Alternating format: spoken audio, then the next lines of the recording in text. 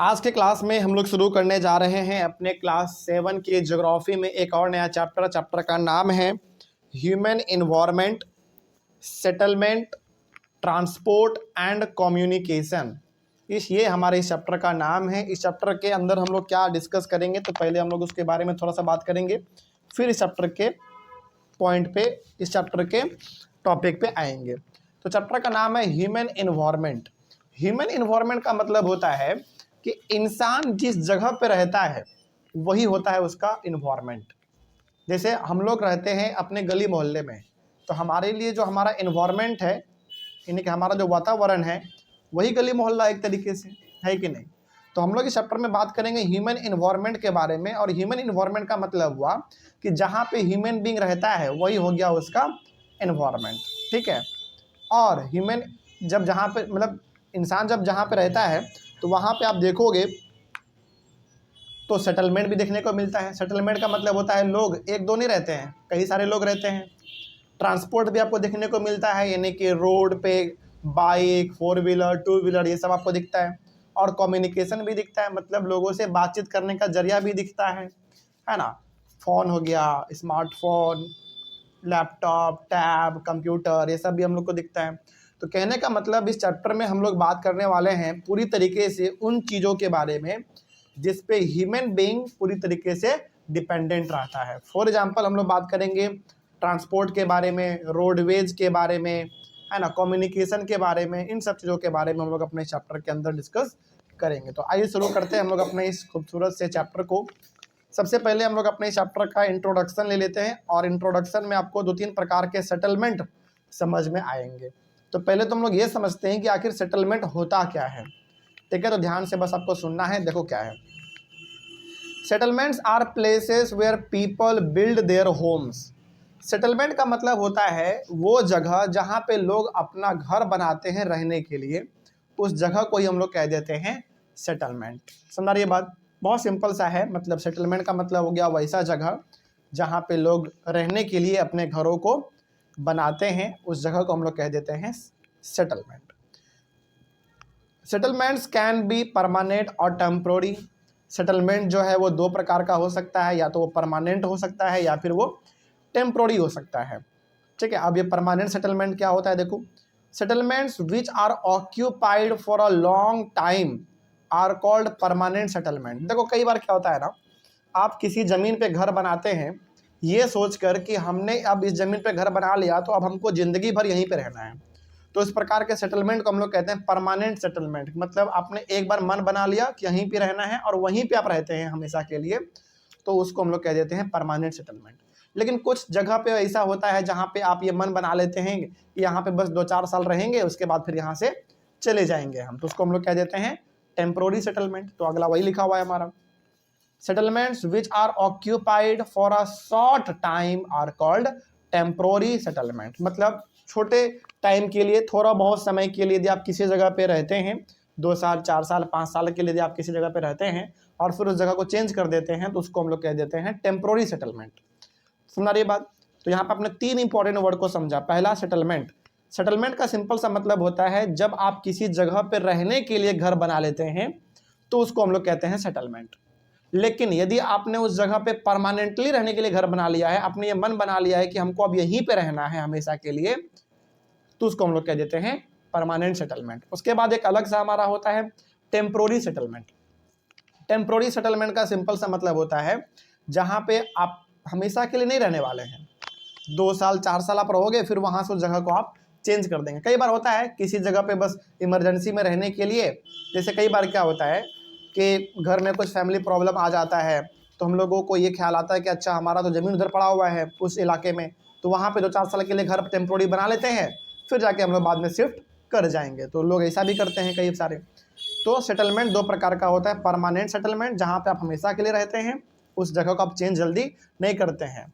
और temporary settlement होता है हमारा दूसरा, जिसमें कि आप कुछ समय के लिए बस वहाँ पे रहते हैं, समय पूरने के बाद कुछ टाइम के बाद फिर आप उस जगह को चेंज कर देते हैं, ठीक है। तो ये हो गया हमारा सेटलमेंट, परमानेंट सेटलमेंट और टेम्पोररी सेटलमेंट कंप्लीट। अगला, the 2 different settlements are the rural and the urban settlement. 2 settlement और भी हमारे होते हैं। दो ये सेटलमेंट दोनों और ज़्यादा फेमस है। पहला है हमारा रूरल और दूसरा है, पहला रूरल और दूसरा अर्बन। इसका सिंपल सा मतलब है, आपने हमेशा देखा होगा कि कुछ लोग गांव में रहते हैं, कुछ लोग शहर में रहते हैं। कुछ लोगों को गाँव में रहना बड़ा पसंद होता है, कुछ लोगों को शहरों में रहना बड़ा पसंद होता है। तो यहाँ पे भी हमारा सेटलमेंट दो प्रकार का बट जाता है। एक तो आपने देख लिया टेम्पोररी और परमानेंट। हमारा सेटलमेंट और भी दो प्रकार का होता है, वो एक हो गया हमारा अर्बन सेटलमेंट और दूसरा हो गया रूरल सेटलमेंट। तो आइए पहले उन्हें बात करते हैं रूरल सेटलमेंट के बारे में, फिर बात करेंगे अर्बन सेटलमेंट के बारे में। देखो क्या लिखा हुआ है रूरल सेटलमेंट के बारे में, इसमें भी दो तीन आपको इंपॉर्टेंट टर्म देखने को मिलेंगे, उसका डेफिनेशन। पहला है हमारा कि रूरल सेटलमेंट होता क्या है। देखो रूरल सेटलमेंट का सिंपल सा मतलब होता है जब आप गाँव में रहते हैं तो उसको हम लोग कह देते हैं रूरल सेटलमेंट। तो इसमें लिखा हुआ क्या है, देखो The villages are rural settlement where people are engaged in activities like agriculture, fishing, forestry, crafts, work and trading etc.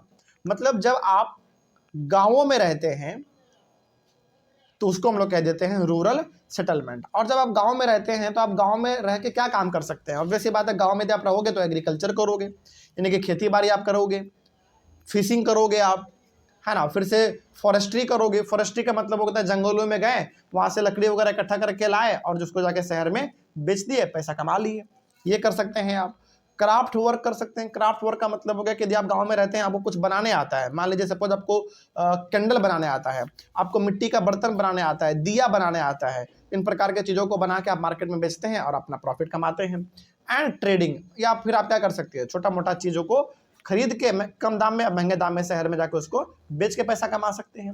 तो यहाँ पे कहा है बस ये जा रहा है आपको कि रूरल सेटलमेंट का मतलब हो गया कि जब आप गांव में रहते हैं तो उसको हम लोग कह देंगे रूरल सेटलमेंट। और ऑब्वियस सी बात है, आप गांव में रहते हैं तो काम भी आप कैसा करोगे, गांव के लेवल का ही काम करोगे। एग्रीकल्चर हो गया, फिशिंग हो गया, फॉरेस्ट्री हो गया, क्राफ्ट वर्क हो गया, ट्रेडिंग हो गया, यही सब काम करेंगे हम लोग आगे। तो rural settlements can be compact और स्कैटर्ड। अब रूरल सेटलमेंट भी दो प्रकार के हो सकते हैं, सोचो, तो रूरल सेटलमेंट भी दो प्रकार के हो सकते हैं। पहला हमारा कॉम्पैक्ट और दूसरा स्कैटर्ड सेटलमेंट। इसमें क्या है, देखो पहले समझते हैं कॉम्पैक्ट सेटलमेंट क्या होता है।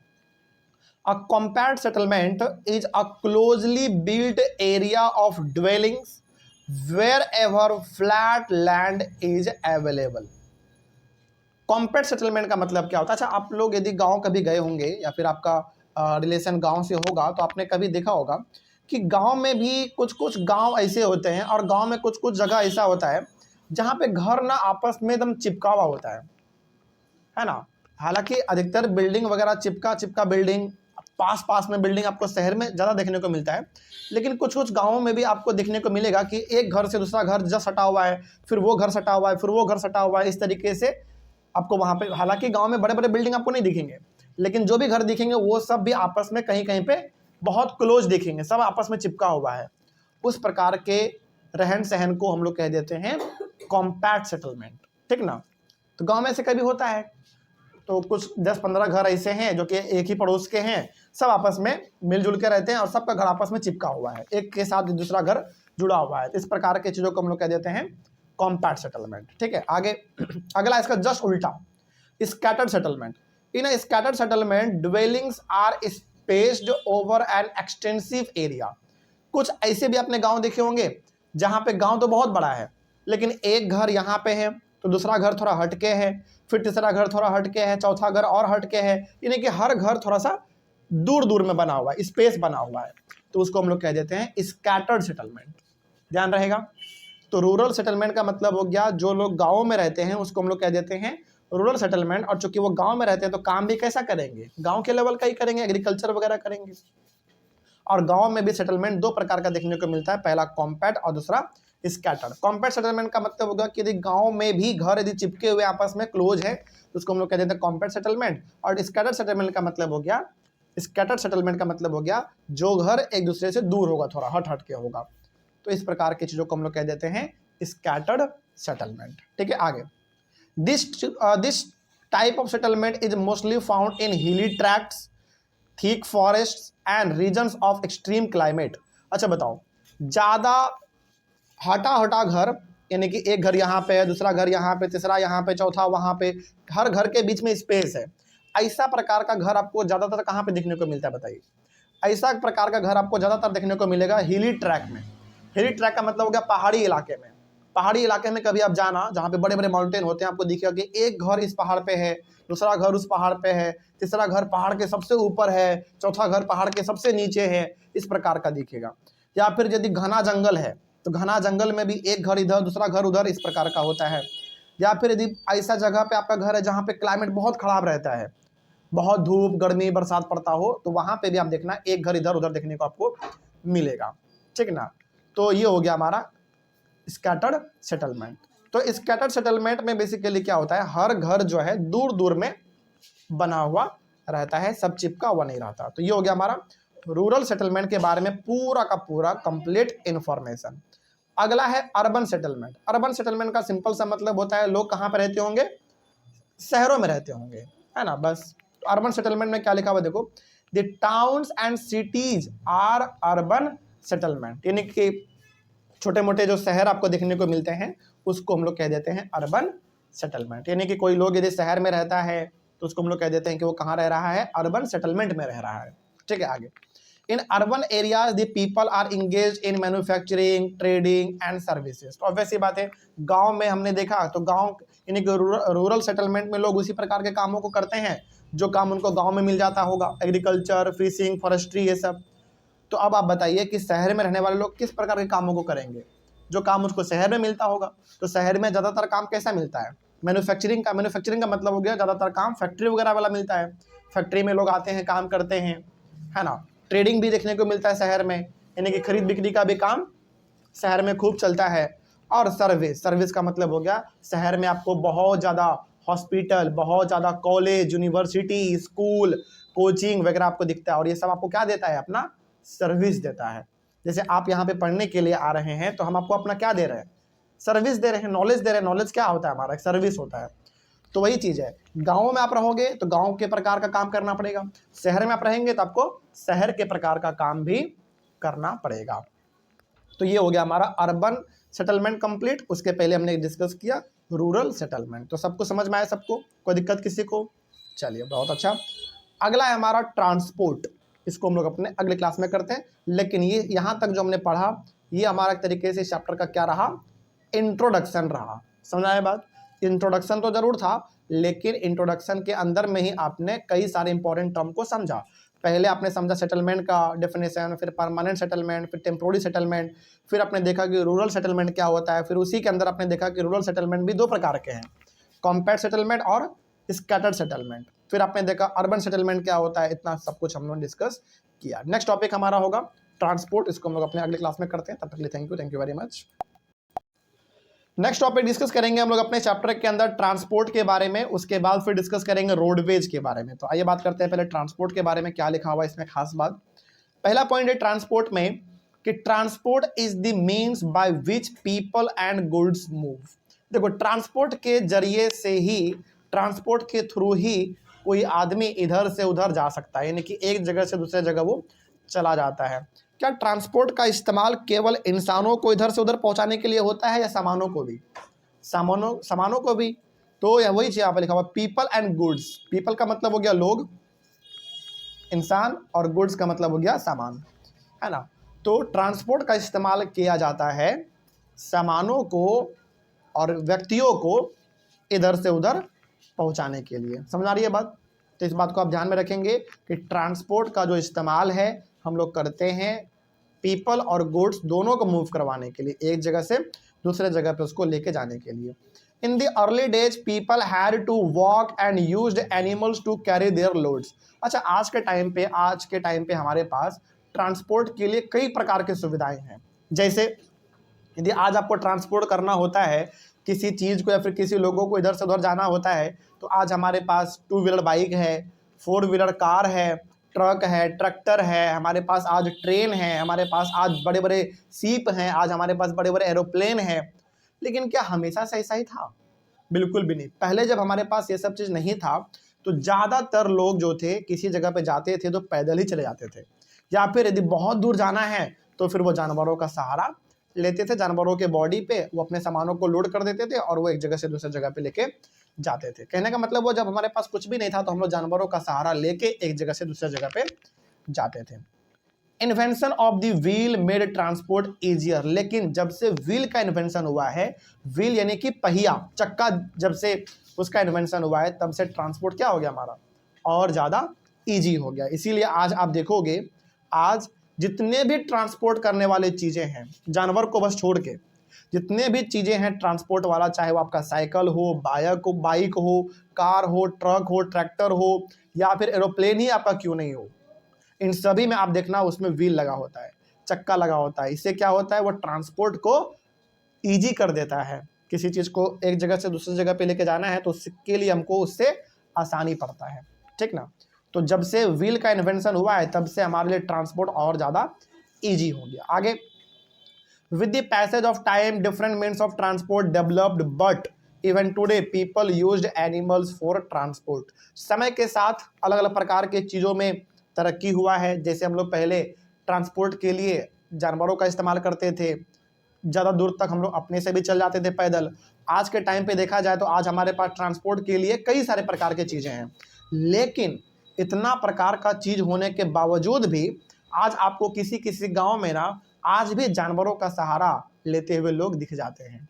आप आज भी इंडिया के किसी किसी गांव में आप जाओगे तो वहाँ पे बैलगाड़ी आपको दिख जाएगा, वहाँ पे आपको टमटम दिख जाएगा, वहाँ पे घोड़े से ट्रांसपोर्ट होता हुआ दिख जाएगा, गधे से ट्रांसपोर्ट होता हुआ दिख जाएगा।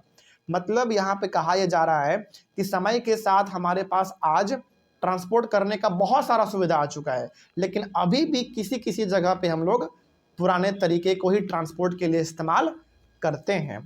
जानवरों का इस्तेमाल अभी भी हम लोग किसी किसी जगह पे करते हैं। In our country donkeys, mules, bullocks and camels are common. तो ये कुछ जानवर हैं जिसका इस्तेमाल हमारे इंडिया में ट्रांसपोर्ट के लिए खूब किया जाता था। इसमें भी यदि हम लोग बात करें तो ज़्यादातर दो चीज़ों का इस्तेमाल खूब होता था पहले, डंकी का और बुलक का। बुलक का मतलब एक तरीके से बैलगाड़ी का। बैलगाड़ी में क्या लगता है, हमारा बैल लगता है। म्यूल्स का, कैमल्स का, इन सभी का भी इस्तेमाल होता था, ऐसा बात नहीं है।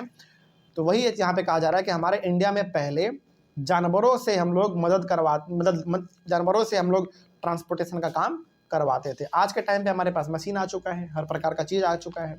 आगे, in the ends mountains of south America, south America के एंड्स माउंटेन में बहुत बड़ा माउंटेन है, बहुत ऊंचा माउंटेन है, यहाँ पे हम लोग किसका इस्तेमाल करते हैं, llamas are used, yaks are used in Tibet. Llama क्या है, एक प्रकार का जानवर ही है, वहाँ पे पाया जाता है, इंडिया में नहीं पाया जाता, इसीलिए आपको नाम भी अजीब लग रहा होगा। तो इलामाज आर यूज्ड यानी कि साउथ अफ्रीका के एंड्स माउंटेन पे जो कोई सामान लेके जाना होता है लोगों को, साउथ अफ्रीका में एक माउंटेन है एंड्स माउंटेन, बहुत ऊंचा पहाड़ है, बहुत लंबा चौड़ा पहाड़ है, बहुत खतरनाक पहाड़ है। इस पहाड़ पे किसी को कोई सामान लेके जाना होता है तो अपने जानवर का इस्तेमाल करते हैं, जानवर का नाम क्या है, इलामाज, ठीक है। और याक का इस्तेमाल कहाँ पे होता है, तिब्बत में। और तिब्बत कहाँ पड़ता है, आज चाइना में पड़ता है, तो वहाँ पे याक का इस्तेमाल होता है ट्रांसपोर्ट के लिए। आगे, aeroplanes have made travel faster. देखो आज हम लोग ट्रांसपोर्ट के लिए कई प्रकार के चीज़ों का इस्तेमाल करते हैं, 2 व्हीलर बाइक, 4 व्हीलर, सीप, हर चीज़ का। लेकिन आज के टाइम पे सबसे फास्ट ट्रांसपोर्ट कौन कर देता है, बताइए, सबसे फास्ट। यदि आपको किसी जगह पे जाना हो बहुत तेज़ी में तो आप किसके थ्रू जा सकते हैं, एरोप्लेन से। एरोप्लेन ट्रांसपोर्टेशन को बहुत फास्ट कर देता है, तो बहुत कम टाइम में आप किसी जगह पे पहुंच जाते हैं बहुत easily. Modern means of transport the saves time and energy. तो आज के टाइम पे जो हम लोग ट्रांसपोर्ट का सुविधा देखते हैं, एरोप्लेन, सीप, कार, बाइक, ये सब देखते हैं, इन सभी ने क्या किया, इन सभी ने हमारे टाइम को बचाया। जहाँ पे पहले हमको जाने में 10 दिन लगता था, अब वहाँ पे हम मात्र 2-4 घंटे में पहुँच जा रहे हैं। जैसे मान लीजिए, आपको सपोज करो पहले के टाइम पे, आज से 400-500 साल पहले यदि हमको पटना से दिल्ली जाना पड़ता तो हो सकता है कि हमको जाने में 15-20 दिन लग जाए। पहले पैदल हम लोग यदि जाते थे तो 15-20 दिन लग जाता था पटना से दिल्ली जाने में, लेकिन आज आप पटना से दिल्ली जा सकते हो मात्र 3 से 4 घंटे में एरोप्लेन से। तो मॉडर्न चीज़ें आने से क्या हुआ, एरोप्लेन के आने से क्या हुआ, हमारा जो टाइम है ना वो बहुत बच गया, और जो हमारा एनर्जी है वो भी बच गया। जहाँ हम पैदल जाते 10 दिन 12 दिन टाइम लगता, बहुत थक जाते, बहुत एनर्जी हमारा डाउन होता, अब हम लोग क्या करते हैं, एरोप्लेन पे सीधा बैठते हैं और वहाँ पे जाके उतर जाते हैं। तो मॉडर्न ट्रांसपोर्ट आने से हमारा टाइम भी बचा और हमारा एनर्जी भी बच गया। लेकिन मॉडर्न प्रकार के चीज़ें आ गए हैं तो क्या हमारे इन्वायरमेंट को इससे कोई नुकसान नहीं है? नुकसान है, पोल्यूशन बढ़ रहा है ना, ये सब चीज़ तो हो ही रहा है। लेकिन हाँ, ये आपको मानना पड़ेगा कि पोल्यूशन हो रहा है, लेकिन टाइम और एनर्जी दोनों हमारा वो बचा दिया। किसी भी चीज़ को हम लोग जल्दी से अब ट्रांसपोर्ट कर पाते हैं। आगे, the 4 major means of transport are roadways, railways, waterways and airways. तो हमारे इंडिया में जो मेन 4 प्रकार के ट्रांसपोर्ट का सुविधा है, मतलब 4 ऐसे मेन चीज जिससे हम लोग सामानों को या फिर लोगों को एक जगह से दूसरी जगह पे लेके जाते हैं, उसमें से पहला क्या है? रोडवेज। यानी कि किसी भी ट्रांसपोर्ट का काम आपको करना हो तो हम रोडवेज से भी करते हैं। रोडवेज का मतलब हो गया सड़क से किसी चीज़ को लेके जाना और सड़क पे किसी चीज़ को लेके आना, यानी कि सड़क का भी इस्तेमाल करते हैं ट्रांसपोर्ट के लिए। फिर हम लोग इस्तेमाल करते हैं रेलवेज का। इंडिया में रेलवे का नेटवर्क बहुत फैला हुआ है, हर स्टेट में है, हर स्टेट के हर जिले में फैला हुआ है रेलवे का नेटवर्क। तो रेल से यानी कि रेलवे से, ट्रेन से, रेलगाड़ी से भी हम लोग सामानों का और लोगों का इधर से उधर मूवमेंट कराते हैं, ट्रांसपोर्ट कराते हैं। वाटरवेज, आज जितने भी अलग अलग कंट्री में हमारे इंडिया के सामान जाते हैं, किसके थ्रू जाते हैं? बड़े बड़े शिप्स के थ्रू जाते हैं, यानी कि वाटरवेज के थ्रू जाता है, पानी से होते हुए जाता है। और चौथा हमारा है एयरवेज, यानी कि बहुत बड़े लेवल पे हमारे इंडिया में एयरवेज भी अच्छा काम करता है ट्रांसपोर्ट के मामले में। यानी कि आप सीधा सा एरोप्लेन पे, हेलीकॉप्टर पे, प्राइवेट जेट पे बैठो और किसी जगह पे जाकर वहां पे लैंड कर जाओ। तो ये 4 प्रकार के ट्रांसपोर्ट के सिस्टम इंडिया में हम लोगों को देखने को मिलता है और इन चारों के बारे में ही अब हम लोग एक एक करके डिस्कस करेंगे। तो पहले बात करेंगे रोडवेज के बारे में, फिर बात करेंगे रेलवेज के बारे में, फिर वाटरवेज के बारे में और लास्ट में एयरवेज के बारे में। तो आइए बात करते हैं हम लोग सबसे पहले अपना रोडवेज के बारे में। रोडवेज में क्या लिखा हुआ है, कुछ खास बात देखा जाए, ध्यान से सुनना है आपको। The most commonly used means of transport specially for short distances are road. India में देखो 4 प्रकार के ट्रांसपोर्ट के सिस्टम है जो हमने अभी बात किया, रोडवेज, रेलवेज, वाटरवेज और एयरवेज। लेकिन सबसे ज्यादा कौन सा इस्तेमाल होता है हमारे इंडिया में? बताइए कौन सा ट्रांसपोर्ट का सुविधा हमारे इंडिया में सबसे ज्यादा इस्तेमाल होता है? रोडवेज। और खास करके यदि आपको कम दूर जाना हो तो हम लोग रोडवेज का सहारा लेते हैं। मतलब यदि आपको कम दूरी जाना हो तो हम लोग सबसे पहला हमारा फर्स्ट चॉइस क्या होता है कि भाई रोडवेज ही चल जाएंगे, यानी कि बाय लैंड ही चल जाएंगे हम लोग, है ना। तो इंडिया में सबसे ज़्यादा यदि किसी चीज़ का इस्तेमाल होता है ट्रांसपोर्ट के लिए तो वो सड़क का होता है। और ख़ास करके सड़क का इस्तेमाल होता है छोटे मोटे डिस्टेंस के लिए, जहाँ पे 300-400 किलोमीटर जाना हो तो वहाँ पे लोग रोडवेज से चल जाते हैं। कई सारे लोग तो हज़ार किलोमीटर भी गाड़ी से चल जाते हैं, तो उनका बात अलग है। लेकिन इंडिया में सबसे ज़्यादा ट्रांसपोर्ट के तौर पर सबसे ज़्यादा इस्तेमाल होता है तो वो रोडवेज ही होता है। आगे, they can be melted and unmelted. अब इंडिया में रोड दोनों प्रकार का आपको देखने को मिल जाता है। मेल्टेड का मतलब हो गया पक्का रोड, और पक्का रोड का मतलब होता है बिल्कुल चिकना रोड, एकदम हाईवे टाइप, है ना, उस पर कोई दिक्कत आपको नजर नहीं आएगा। और इंडिया में कई सारे जगह पे आपको अनमेल्टेड रोड भी देखने को मिलता है, यानी कि कच्चा रोड। कच्चा रोड का मतलब हो गया कहीं पे उबड़ खाबड़ है, गड्ढा है, इस प्रकार का भी रोड देखने को मिलता है। Roads have been built in terrains like deserts, forest and even high mountain. आज के टाइम पे यदि आप देखोगे तो इंडियन गवर्नमेंट ने लगभग हर प्रकार के जगह पे रोड बना के रखा है। आप डेजर्ट में जाओ वहाँ भी रोड बना के रखा हुआ है, आप जंगलों में जाओ जंगलों के अंदर से भी रोड बना के रखा है गवर्नमेंट ने, आप माउंटेन्स पे जाओ माउंटेन्स पे भी रोड बना हुआ है, ठीक ना। तो कहने का मतलब ये है कि रोड के मायने में गवर्नमेंट ने काफ़ी अच्छा काम किया है। आपको जैसे आपको एग्जांपल देते हैं, डेजर्ट हमारे इंडिया में सबसे ज़्यादा कहाँ पे मिलता है? राजस्थान में मिलता है।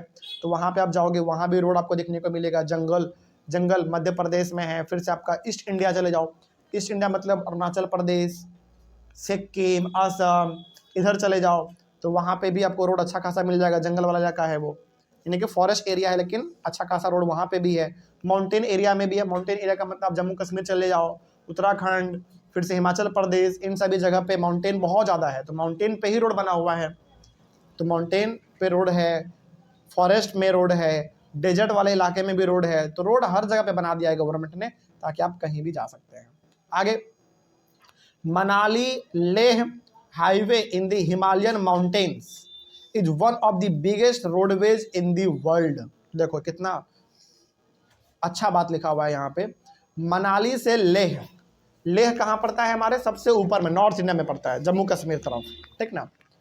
तो मनाली से आप लेह, मनाली से लेह, लेह लद्दाख जिसको हम लोग बोलते हैं ना, लेह लद्दाख, वही यहाँ पे लेह का बात कर रहा है। तो मनाली से लेके लेह लद्दाख तक एक रोड है हमारा, सिंगल रोड है, और ये रोड पूरा का पूरा रोड पहाड़ पे ही बना हुआ है। समझिए बात, मतलब मनाली से लेके लेह तक अब जब जाओगे तो एक रोड आपको मिलेगा, गाड़ी इधर से जाने का भी और उधर से आने का भी, और ये दोनों का दोनों रास्ता आने का भी और जाने का भी पूरा का पूरा हिमालय माउंटेन पे बना हुआ है। हिमालय माउंटेन का मतलब हो गया पूरे के पूरे पहाड़ों पे ही ये रास्ता बना हुआ है, और ये दुनिया का सबसे हाईएस्ट रोडवेज है, सोच लो। समझिए बात, मतलब मनाली से लद्दाख, लेह लद्दाख तक इतना खतरनाक ये बड़े बड़े पहाड़ों पे रोड बना हुआ है, जिसका कहना मतलब देखने में तो सुंदर लगता ही है, थोड़ा डर भी रहता है लोगों को, क्योंकि पहाड़ों पे लैंडस्लाइड अधिकतर होता रहता है। तो खैर ये मनाली से लेकर लेह तक का जो हाईवे है, जो रोड बना हुआ है, बहुत सुंदर है।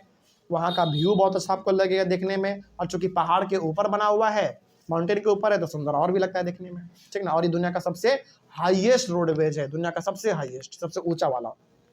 आगे अगला है हमारा यहाँ पे सबवे, जिसको हम लोग अंडर पाथ भी बोलते हैं। ये क्या होता है देख लो। Roads built underground are called subway या फिर अंडर पाथ। किसी किसी जगह पे ना आपने देखा होगा जो रोड होता है वो अंडरग्राउंड होता है, खास करके ये पहाड़ी इलाके में होता है। जैसे आपको फ्यूचर में कभी जम्मू कश्मीर या फिर उत्तराखंड या फिर हिमाचल प्रदेश वगैरह इधर जाने का मौका मिलेगा आपको, तो आप वहाँ पे जाना और घूमना, कई सारे जगह में आप देखना उस जगह से पार करोगे जहाँ से आपका कार पहाड़ के नीचे से पार कर रहा होगा, अंडरग्राउंड से, तो उसको हम लोग क्या बोल देते हैं, सबवे या फिर अंडरपाथ बोल देते हैं।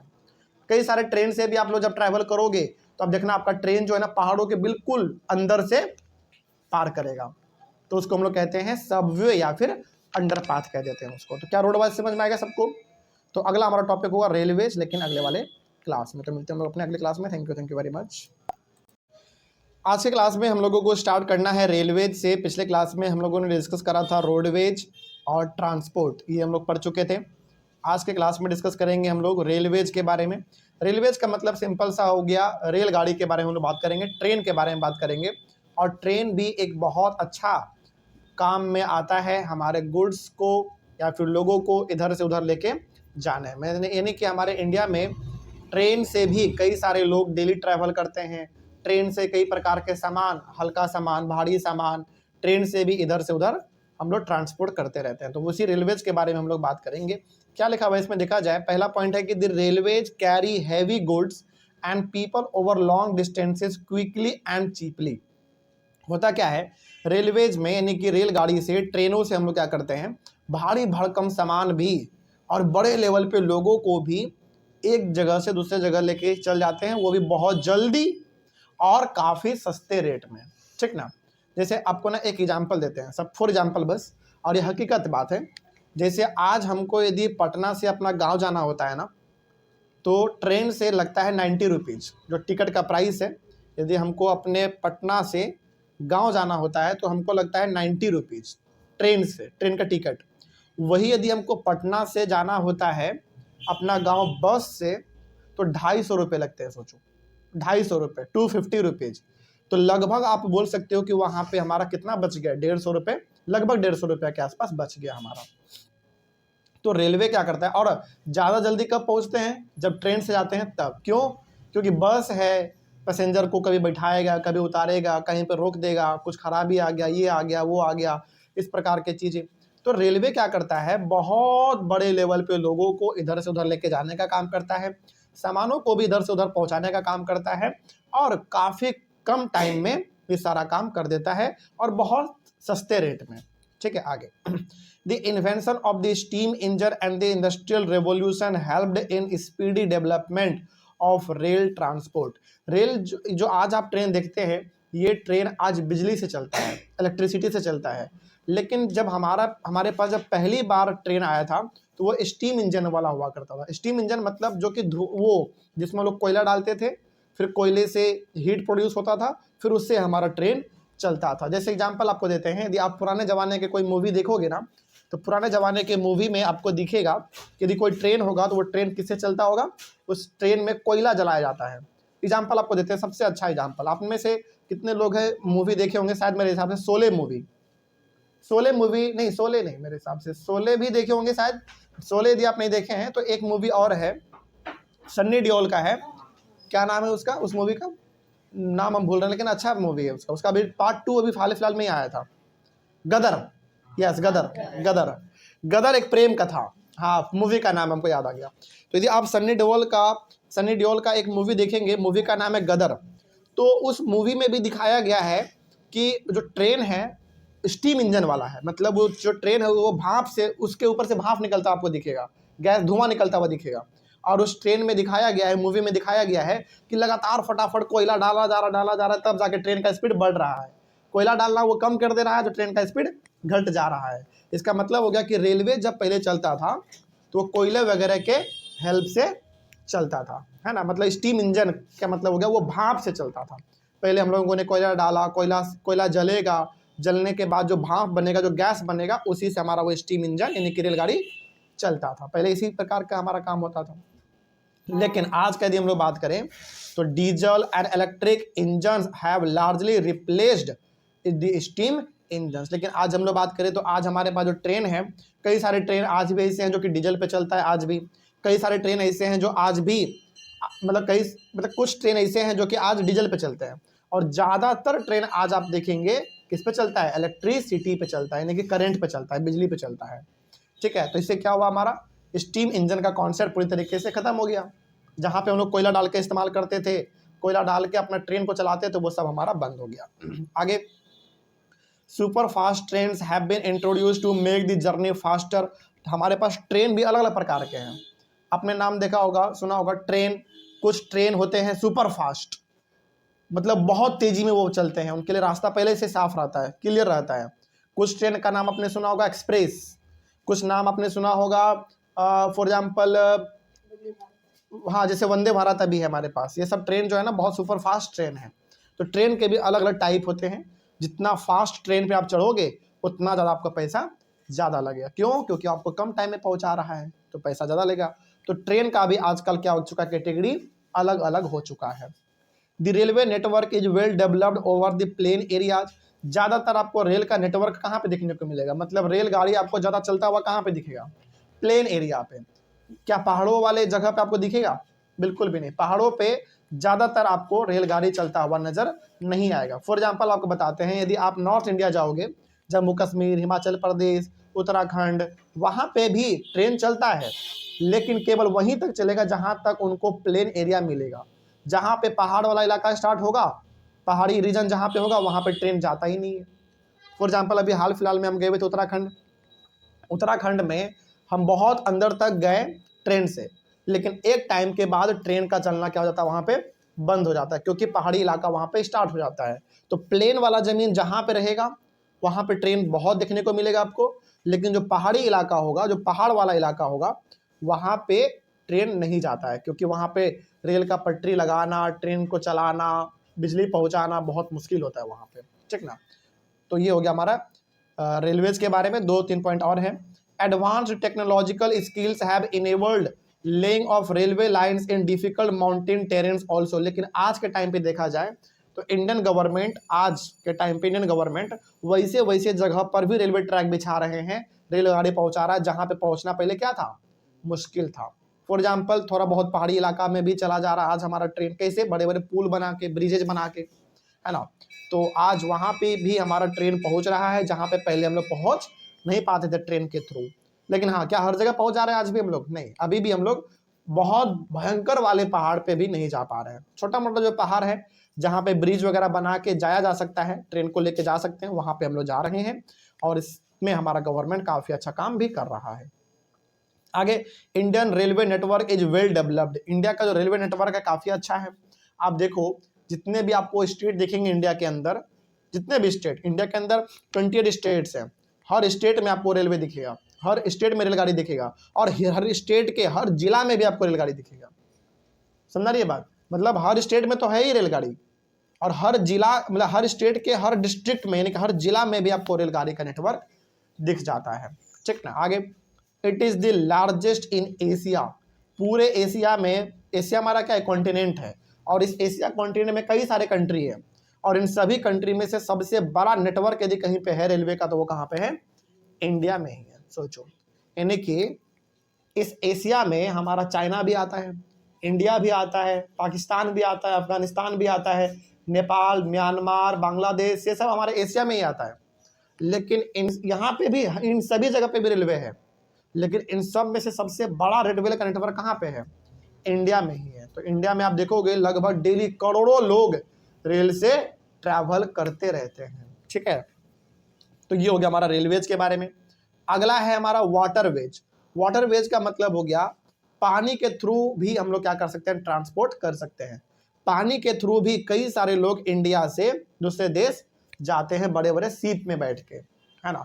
और जैसे आपको एग्जांपल देते हैं, जब भी कोई भारी भरकम सामान इंडिया से अलग अलग कंट्री में पहुंचाना होता है, फॉर एग्जांपल अमेरिका, फिर से ऑस्ट्रेलिया, अलग अलग कंट्री में जब सामान जाते हैं इंडिया से, तो भारी भरकम सामान किससे जाता है, वाटर से जाता है, मतलब कि समुद्र के रास्ते हुए सीप पे लोड होके जाता है। तो वाटरवेज भी एक अच्छा खासा हमारा काम में आता है ट्रांसपोर्टेशन में। तो सामानों का और लोगों का भी इधर से उधर मूवमेंट होता रहता है वाटरवेज से भी। तो वही बात यहाँ पे लिखा हुआ है पहले पॉइंट में कि waterways are the cheapest for carrying heavy and bulky goods over long distance. मतलब यदि आपको बहुत दूर वाले कंट्री में कोई सामान पहुंचाना हो तो सबसे आसान, सबसे सस्ता और सबसे बढ़िया यदि कुछ है तो हमारा वाटरवेज है, यानी कि सीधा सीप पे सामानों को लोड करो और दूसरे कंट्री में लेके चले जाओ।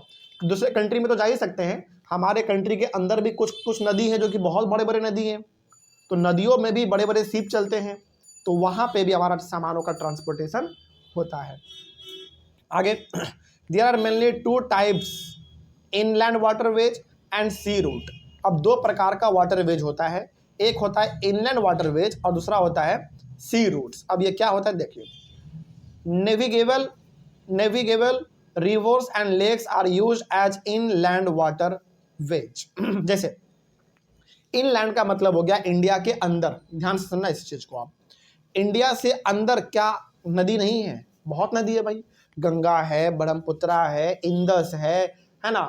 इंडिया के अंदर खुद बड़े बड़े नदी हैं, तो क्या उस नदियों में बड़े बड़े सीप नहीं चलते हैं, बिल्कुल चलते हैं। तो क्या एक शहर से दूसरे शहर में हम लोग इंडिया के अंदर बाई वाटर सीप में सामानों को लोड करके नहीं पहुंचाते हैं, क्या पहुंचाते हैं। तो ट्रांसपोर्ट मतलब वाटरवेज का इस्तेमाल हम लोग इंडिया के अंदर तो करते ही हैं, इंडिया के बाहर भी करते हैं हम लोग। तो इनलैंड वाटरवेज का मतलब हो गया इंडिया के अंदर इस्तेमाल करना बड़े बड़े सीप का। किस में करोगे आप, इंडिया के अंदर, ऑब्वियसली बात है नदी में करेंगे हम लोग। तब जब नदियों में आप बड़े बड़े सीप के थ्रू सामानों को, लोगों को इधर से उधर पहुंचाते हैं, ट्रांसपोर्ट करते हैं उसको हम लोग कह देते हैं इनलैंड वाटरवेज। और सी रूट तो आपको पता ही है, समुद्र के थ्रू आप बड़े बड़े सीप पे सामानों को लोड करके इधर से उधर लेके जाते हैं। तो वही बात यहाँ पे लिखा हुआ था। तो रिवर हो गया हमारा, लेक्स हो गया, तो ये जो कंट्री के अंदर आपको देखने को मिलेंगे नदियाँ, लेक्स, इसमें भी सीप चलते हैं, इसमें भी बोट चलता है ना। इसके थ्रू यदि आप ट्रांसपोर्ट करते हैं तो इसको हम लोग बोल देते हैं इनलैंड वाटरवेज। ठीक है ना। आगे, some of the important inland waterways are the Ganga Brahmaputra river system. Ganga और ब्रह्मपुत्रा ये दोनों इंडिया के बहुत फेमस नदियों में से एक है। गंगा और ब्रह्मपुत्रा बहुत बड़े पार्ट को कवर करता है इंडिया में, और गंगा और ब्रह्मपुत्रा में आप हमेशा देखोगे बड़े बड़े सीप चलते रहते हैं, और उस सीप में लोग भी इधर से उधर ट्रैवल करते रहते हैं। सामानों का इधर उधर जाना तो रहता ही है, लगातार रहता है, और सामानों का तो होता ही है, लोग भी इधर से उधर ट्रैवल करते रहते हैं। तो इंडिया में गंगा ब्रह्मपुत्रा वाटरवेज हो गया हमारा। फिर से the great lakes in North America, ये अमेरिका का बात हो रहा है, अमेरिका में क्या है, ग्रेट लेक्स वाटरवेज वहाँ का है। And the river Nile in Africa, और अफ्रीका में नाइल नदी। मतलब इंडिया का बात करें तो इंडिया में गंगा ब्रह्मपुत्रा, नॉर्थ अमेरिका का बात करें तो ग्रेट लेक्स, और नाइल का बात अफ्रीका का बात करें तो नाइल नदी, नाइल रिवर। तो ये अलग अलग कंट्री में आपको देखने को मिलेगा वाटरवेज। वो भी कैसा वाटरवेज, इनलैंड या सी रूट, इनलैंड कंट्री के अंदर बड़े लेवल पे वाटर के थ्रू ट्रांसपोर्टेशन वगैरह होता है। इंडिया में गंगा ब्रह्मपुत्रा मिलके काम करती है, नॉर्थ अमेरिका में ग्रेट लेक्स करते हैं और अफ्रीका में नाइल नदी करती है। तो यहाँ पे कंट्री के अंदर बड़े लेवल पे सीप वगैरह चलता है इन प्रकार के नदियों में। अब सी रूट के बारे में बात करते हैं, ये तो बहुत फेमस है। Sea routes and oceanic routes, sea और ओशन बेसिकली ये समुद्र के बारे में बात कर रहे हैं, are mostly use for transporting merchandise and goods from one country to another. यानी कि यदि आपको अपने कंट्री के अंदर ट्रांसपोर्ट करना है तो आप इन लैंड वाटरवेज का सहारा लेते हैं आप। लेकिन जब आपको एक कंट्री से दूसरे कंट्री में सामानों को पहुंचाना है, एक कंट्री से दूसरे कंट्री में जब आपको अपने सामानों को पहुंचाना है, तो फिर आप सी या फिर ओशन का सहारा लेते हैं। समझा रही है बात? तो ये चीज़ है। और आप देखो इंडिया का खुद जो एक ओशन, इंडियन ओशन, वहाँ पे इंडिया के कितने बड़े बड़े सीप हैं, बहुत बड़े बड़े सीप हैं। और वो सीप इतने बड़े हैं कि वो अपना सामान पूरा एक बार में लोड करके दूसरे कंट्री में एक ही बार में वो पहुंचा देते हैं। ठीक है, आगे these roads are connected with the ports, और ये जो रूट है सी रूट जो है वो अलग अलग प्रकार के पोर्ट से कनेक्टेड रहता है। पोर्ट का मतलब होता है बंदरगाह, और बंदरगाह का सिंपल सा मतलब होता है वैसा जगह समुद्र के बगल में जहाँ पे बड़े बड़े सीप आके लगेंगे, सामानों का लोडिंग अनलोडिंग सब कुछ वहाँ पे ही चलता है। तो इंडिया में 2-4 पोर्ट जो बहुत फेमस है, तो एक पोर्ट है आपका सूरत वाला, एक पोर्ट है आपका मुंबई वाला, ठीक ना, सूरत हो गया, मुंबई हो गया। फिर से आप देखोगे तो नीचे आपका साउथ इंडिया में आ जाओ, तो साउथ इंडिया में आप यहाँ पे आ सकते हो, फॉर एग्जांपल चेन्नई भी आ सकते हो आप, वहाँ वो भी एक बड़ा अच्छा सा वहाँ पे भी सी पोर्ट है। तो वहाँ पे बड़े बड़े सीप आके लगते हैं, सामानों का लोडिंग अनलोडिंग वगैरह होता रहता है। आगे some of the important ports of the world are, पूरी दुनिया का यदि बात करें तो पूरी दुनिया में कई सारे सी पोर्ट हैं जहाँ पे बड़े बड़े सीप आके लगते हैं। तो पहला हमारा सिंगापुर है, एंड मुंबई इन एशिया, यानी कि एशिया का केवल बात करें हम लोग एशिया का, तो एशिया में 2 सी पोर्ट बहुत बड़े हैं। एक सिंगापुर हमारे कंट्री में नहीं पड़ता, वो अलग कंट्री है। सिंगापुर और इंडिया के अंदर कौन सा? मुंबई। यानी कि सिंगापुर और मुंबई ये दोनों का दोनों एशिया के अंदर बहुत बड़े सी पोर्ट है जहाँ पे अलग अलग प्रकार के सीप आते हैं। सिंगापुर हमारे इंडिया के जस्ट बगल में ही पड़ता है, ज़्यादा दूर नहीं है।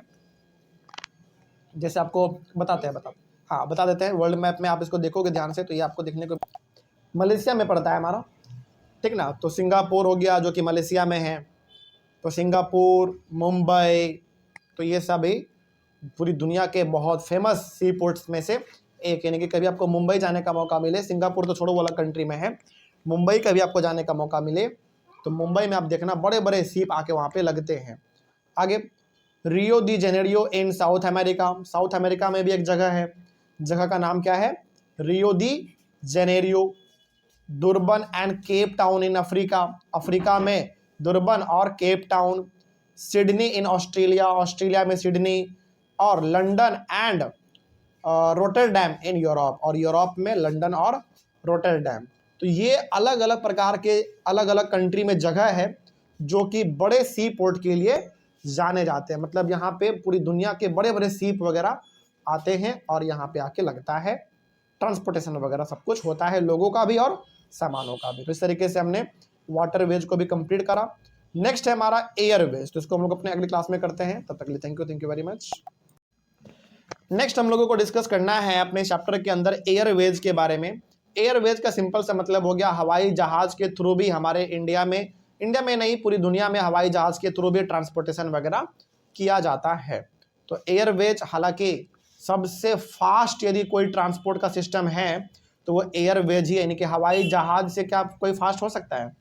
अभी फिलहाल तो ट्रांसपोर्टेशन के मायने में, यानी कि आपको एक जगह से दूसरे जगह पे जाना हो तो सबसे फास्ट यदि कोई है तो वो क्या हमारा एयरवेज है। हालांकि ये फास्ट तो है लेकिन बहुत ज़्यादा ये क्या है, महंगा पड़ता है, बहुत महंगा पड़ता है। तो इसमें क्या लिखा हुआ देखो, this is the fastest way of transport. मतलब एयरवेज जो होता है वो सबसे फास्टेस्ट वे ऑफ ट्रांसपोर्ट है। मतलब इसमें जितना तेजी से ट्रांसपोर्ट हो सकता है उतना तेजी से किसी में भी नहीं हो सकता।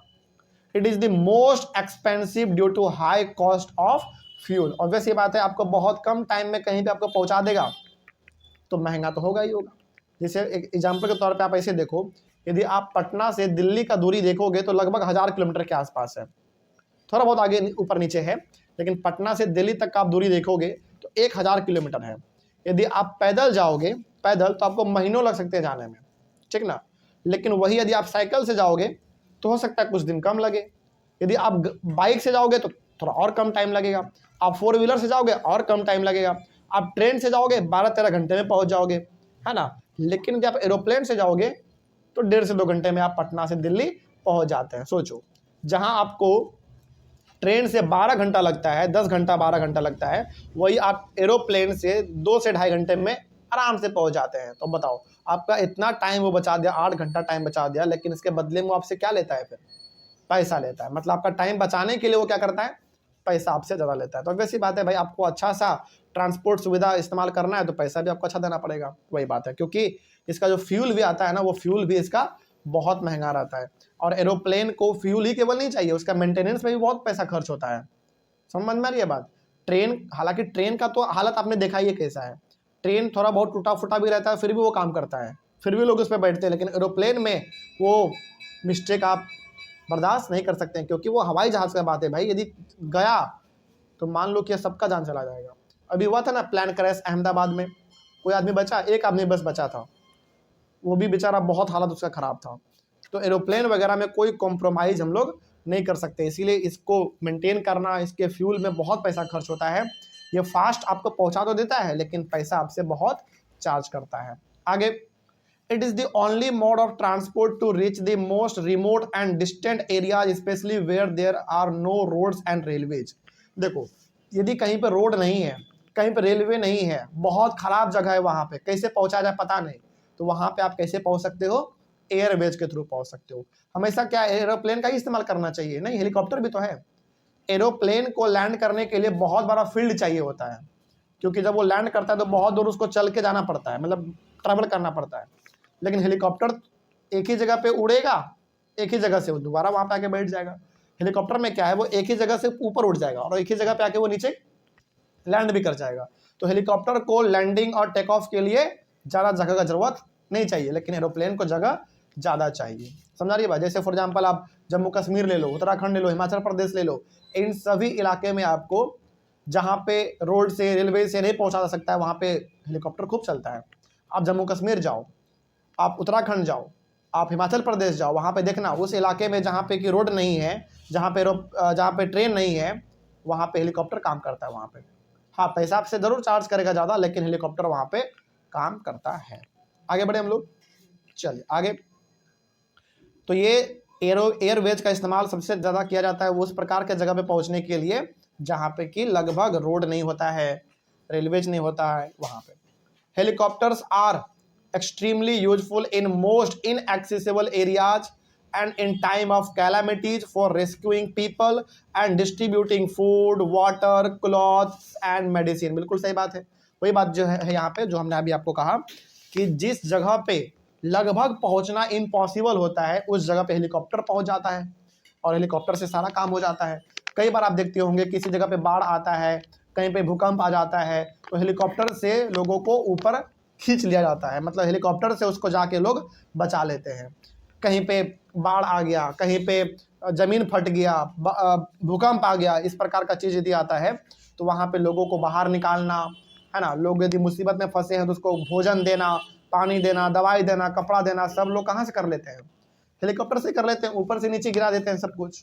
तो हेलीकॉप्टर उस जगह पे पहुँचने के लिए सबसे बेस्ट उपाय है जहाँ पे पहुँचना इम्पॉसिबल होता है, और सबसे खतरनाक वाला जगह जो होता है जहाँ पे लोगों का जान जा सकता है, वहाँ पे हेलीकॉप्टर पहुँच के लोगों का जान बचा लेता है। तो हेलीकॉप्टर हमारा किस में आ गया? फिर एयरवेज में आ गया, ठीक ना।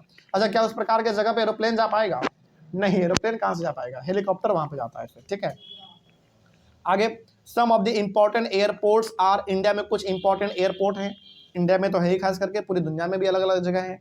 जैसे दिल्ली इंडिया का बहुत इंपॉर्टेंट एयरपोर्ट, इंडिया का बहुत इंपॉर्टेंट एयरपोर्ट दिल्ली। फिर से मुंबई, अलग कंट्री की बात करें तो New York, London, Paris, Frankfurt and Cairo. तो ये पूरी दुनिया के अलग अलग फेमस एयरपोर्ट है जहाँ पे डेली एरोप्लेन का लैंड करना, टेक ऑफ करना, बड़े बड़े एरोप्लेन वो चलता रहता है। तो ये हो गया हमारा एयरवेज के बारे में कंप्लीट इंफॉर्मेशन। नेक्स्ट है और लास्ट है चैप्टर का टॉपिक हमारा कम्युनिकेशन। कम्युनिकेशन का सिंपल सा मतलब होता है बातचीत करने का जरिया, है ना, बातचीत करने का जरिया, या फिर कोई चीज़ आप सुनते हैं, देखते हैं, जैसे रेडियो, टेलीविज़न, न्यूज़पेपर, ये सब क्या है हमारा कम्युनिकेशन का तरीका है। तो वही इसमें लिखा हुआ है। पहले कम्युनिकेशन क्या होता है देखो, communication is the process of conveying messages to others. यानी कि यदि आपको कोई मैसेज मिल रहा है, यदि आपको कोई इन्फॉर्मेशन मिल रहा है, कोई जानकारी मिल रहा है किसी भी तरीके से, तो वो कम्युनिकेशन कहलाता है। जैसे आप टीवी खोल के न्यूज़ देखते हैं, आप रेडियो ऑन करके न्यूज़ सुनते हैं, आप न्यूज़पेपर पढ़ते हैं, तो आपको क्या मिलता है, कुछ ना कुछ इन्फॉर्मेशन मिलता है, कुछ ना कुछ मैसेज मिलता है। तो यही सब चीज़ हमारा क्या कहलाता है, कम्युनिकेशन कहलाता है। ठीक है, आगे, The advancement in the field of communication has brought about an information revolution in the world। मतलब आज के टाइम पे यदि हम लोग बात करें तो आज हमारा कम्युनिकेशन करने का जो तरीका है, यानी कि बातचीत करने का जो तरीका है, इतना डेवलप कर गया है, इतना डेवलप कर गया है कि एक तरीके से इंफॉर्मेशन रेवोल्यूशन हो चुका है। इंफॉर्मेशन रेवोल्यूशन का मतलब हो गया कि बहुत बड़े लेवल पे तरक्की कर चुका है। आज आप कहीं पे भी बैठे रहो, दुनिया के किसी भी कोने में आप बैठे रहो, आप किसी से भी वीडियो कॉल कर सकते हैं, बात कर सकते हैं, चैट कर सकते हैं, है कि नहीं। For example Instagram, WhatsApp, Facebook, ये सब क्या है, कम्युनिकेशन का तरीका है करने का, लोगों से बातचीत करने का तरीका है। आप इंडिया में बैठे हुए हैं, इंग्लैंड के लोगों से आप दोस्ती कर सकते हैं, सोचो, है कि नहीं। इंग्लैंड आप घूम सकते हैं मैप पे। ये सब कैसे हो पाया, कम्युनिकेशन से हो पाया, टेक्नोलॉजी में लगातार बदलाव होने की वजह से हो पाया। आगे, different modes of communication are used to provide information, to educate as well as to entertain। यानी कि आज के टाइम पे हम लोग अलग अलग प्रकार के चीज़ों का इस्तेमाल करते हैं इंफॉर्मेशन को लेने के लिए। यानी कि कोई भी जानकारी यदि आपको आज लेना हो तो आप वो जानकारी या तो टीवी से ले लेते हैं, या तो रेडियो से, नहीं तो फिर न्यूज़पेपर से, नहीं तो फिर आपके पास तो हर किसी के पास फ़ोन रहता ही है हाथ में, फ़ोन से ही आप सब कुछ भी देख सकते हैं। कहने का मतलब यहाँ पे यह है कि आज जो है कम्युनिकेशन का तरीका बहुत ज़्यादा बदल गया है। जहाँ पहले केवल न्यूज़पेपर छपता था, उसी से लोगों को जानकारी मिलता था कि कहाँ पे क्या चल रहा है, नहीं चल रहा है। आज आप घर बैठे सब कुछ जान सकते हैं कि दुनिया के किस कोने में क्या चल रहा है और क्या नहीं चल रहा है। आगे, तो इन्फॉर्मेशन लेने का तरीका भी हमारे पास आज बहुत है। टू एजुकेट, यानी कि आपको पढ़ना लिखना हो तो आप ऑनलाइन आज पढ़ लेते हैं। जैसे मान लीजिए आपको अमेरिका के किसी यूनिवर्सिटी से आपको आज पढ़ाई करना है इंडिया में बैठ के, तो आप वो भी कर लेते हैं ऑनलाइन के तरफ से, ऑनलाइन आप कर लेते हैं। फिर से इंटरटेन, यानी कि यदि आपको थोड़ा बहुत इंटरटेन होना है, थोड़ा मौज मस्ती भी करना है, तो वो भी आप अपने फ़ोन को निकालते हैं, रील देख लिया, शॉर्ट्स देख लिया, इंटरटेन हो जाते हैं हम लोग, है ना, गेम खेल लिए, बिल्कुल। तो कहने का मतलब है कि आज आपको हर प्रकार से इंफॉर्मेशन मिलने के लिए तैयार है ना। आगे, through newspapers, radio and television we can communicate with a large number of people. यानी कि यदि आपके पास टीवी है, रेडियो है, न्यूज़पेपर है, तो आप वो सब कुछ जान पाएंगे, वो सब कुछ देख पाएंगे जो पूरी दुनिया में कहीं ना कहीं हो रहा होता है। ठीक ना। आज अमेरिका में क्या हो रहा है वो हम घर बैठे देख लेते हैं। टीवी आप खोलो, आज दिख जाता है कि ऑस्ट्रेलिया के लोग आज क्या किए हैं, नहीं किए हैं। कहीं पे भूकंप आता है, कितने लोग मारे गए, क्या हुआ नहीं हुआ, आज हम लोग घर बैठे देख लेते हैं। तो ये सब कम्युनिकेशन में तरक्की होने की वजह से ही हुआ है, और आने वाले टाइम में आप देखना ये और डेवलप करेगा, ठीक ना, और भी डेवलप करेगा। आगे, they are therefore called mass media. इसीलिए कम्युनिकेशन को हम लोग क्या बोलते हैं, मास मीडिया बोलते हैं। मास मीडिया का मतलब होता है वो चीज जिसका इस्तेमाल एक दो आदमी नहीं करते हैं, पूरे वर्ल्ड में लोग इस्तेमाल कर रहे हैं, उसी को हम लोग कह देते हैं मास मीडिया। यदि आपसे कोई पूछे बताओ मास मीडिया में हमारा क्या क्या आ जाएगा, तो आप बोलोगे टीवी आ जाएगा, टीवी आज हर कोई इस्तेमाल करता है। न्यूज़पेपर आ जाएगा, न्यूज़पेपर बहुत लोग इस्तेमाल करते हैं। रेडियो भी बहुत लोग इस्तेमाल करते हैं। सबसे बड़ी बात स्मार्टफोन तो आज लगभग हर घर में 2-3 आपको दिख ही जाएगा, है ना। तो ये सब हमारा किसका एग्जाम्पल हो गया, मास मीडिया का हो गया। मास मीडिया का मतलब होता है वो चीज जिसको लोग बड़े लेवल पे इस्तेमाल करते हैं। तो टीवी हो गया, फोन हो गया, रेडियो हो गया, न्यूज़पेपर हो गया, बहुत लोग इस्तेमाल करते हैं। तो ये सब एग्जाम्पल हो गया हमारा मास मीडिया का। आगे, satellites have helped in oil exploration, survey of forest, underground water, mineral wealth, weather forecast and disaster warning, यानी कि जो सैटेलाइट है ये बहुत बड़ा रोल प्ले करता है अलग अलग प्रकार के चीज़ों को पता करने में। जैसे ऑयल एक्सप्लोरेशन, यानी कि दुनिया के किस कोने में कहाँ पे ऑयल पाया जाएगा, ऑयल मतलब डीजल पेट्रोल केरोसिन वगैरह कहाँ पे पाया जाएगा, वो हम लोगों को सैटेलाइट से पता चल जाता है। ठीक है। और फॉरेस्ट सर्वे, यानी कि जंगल में कहाँ पे आग लगा, जंगल में कहाँ पे तालाब है, जंगल में कहाँ पे कौन सा जानवर है, ये सब हम लोग बैठे बैठे सैटेलाइट से भी देख लेते हैं। जैसे आपका गूगल मैप जो होता है, गूगल मैप आपका किससे कनेक्टेड है बताओ? सैटेलाइट से कनेक्टेड है। आप किसी भी जगह को सर्च करते हैं, उसको जूम करते हैं, उस जगह को आप देख लेते हैं, वो सब सैटेलाइट से कनेक्टेड है। यानी कि सैटेलाइट से आप किसी जगह पे तेल पाया जा रहा है, जो तेल को आप देख सकते हैं कि किस जगह पे तेल पाया जाएगा भाई, कहाँ पे जंगल है, अंडरग्राउंड वाटर का क्या हाल चाल है ना। मिनरल वेल्थ, यानी कि कहाँ पे गोल्ड सिल्वर डायमंड पाया जा रहा है, वो भी हम लोग सैटेलाइट से देख लेते हैं। वेदर फोरकास्ट, वेदर फोरकास्ट का मतलब हुआ कि आज मौसम कैसा रहने वाला है, ये हम लोगों को पहले ही पता चल जाता है। किसके थ्रू? सैटेलाइट के थ्रू। यानी कि सैटेलाइट भी हमारा बताओ कम्युनिकेशन का एक तरीका हुआ कि नहीं हुआ? यानी कि सैटेलाइट से भी तो हम लोगों को इन्फॉर्मेशन मिल रहा है, मैसेज मिल रहा है, तो सैटेलाइट भी हमारा कम्युनिकेशन का एक तरीका ही होता है। और डिजास्टर वार्निंग, डिजास्टर वार्निंग का मतलब हो गया कहाँ पे क्या घटना घटने वाला है, कहाँ पे क्या हुआ नहीं हुआ, सब कुछ हम लोगों को आज सैटेलाइट से पता चल जाता है। आगे, we can send electronic mails, जिसको हम लोग ईमेल कहते हैं, थ्रू इंटरनेट। ये तो बहुत कम बात कर रहा है। हम लोग आज केवल ईमेल नहीं भेजते हैं, बल्कि आज हम लोग चैट भी कर लेते हैं, वीडियो कॉल भी कर लेते हैं, बात भी कर लेते हैं। तो ये सब हम लोग आज कर लेते हैं। बस यदि आपको और ज़्यादा कुछ करना है तो फिर आपके फ़ोन में क्या होना चाहिए? इंटरनेट होना चाहिए। यदि आपके फ़ोन में इंटरनेट है तो आप पूरी दुनिया घूम सकते हैं घर पे बैठे बैठे। आप देख सकते हैं कि यूरोप कैसा दिखता है, अमेरिका कैसा दिखता है कि नहीं? बस आपके फ़ोन में क्या होना चाहिए? इंटरनेट होना चाहिए, है ना। आगे, wireless telephonic communications through cellular phones have become very popular today. Wireless telephone का मतलब क्या हुआ? आज हमारे पास जो फ़ोन है, क्या उसमें तार दिखता है आपको लटका हुआ? बिल्कुल भी नहीं। एक फ़ोन है, उसको पॉकेट में रखो, कहीं भी लेके चले जाओ आप, फ़ोन आया फ़ोन से बात कर लो। मतलब ये इतना ज़्यादा कॉमन हो चुका है कि हर घर में आपको आज एक दो स्मार्टफोन दिख ही जाता है। स्मार्टफोन नहीं है तो बटन वाला फ़ोन भी आपको लगभग दिख ही जाएगा, है कि नहीं? मतलब कोई भी आदमी कहीं पे बैठा हुआ रहे, आप उससे आराम से बात कर लेते हैं, हालचाल पूछ लेते हैं। ये सब कम्युनिकेशन को ही दिखा रहा है। आगे, we can reserve tickets for railways. Railway में अपना टिकट पहले ही बुक कर लेते हैं। एयरवेज, यानी कि हवाई जहाज में भी बैठना है तो उसका भी टिकट हम लोग पहले बुक कर लेते हैं। And even cinemas and hotels sitting at home, यानी कि घर पे बैठे बैठे हम लोग सिनेमा हॉल का टिकट भी बुक कर लेते हैं, होटल का भी टिकट बुक कर लेते हैं। मतलब होटल वगैरह भी हम लोग घर बैठे ही आज बुक कर ले रहे हैं, है कि नहीं? तो ये सब का सब किसके थ्रू हो पाया? कम्युनिकेशन के थ्रू हो पाया, अलग अलग प्रकार के टेक्नोलॉजी की वजह से हो पाया।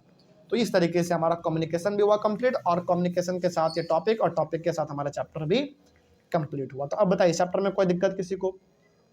अगेन हम फिर से वही बात बोलेंगे, चैप्टर बहुत सिंपल है।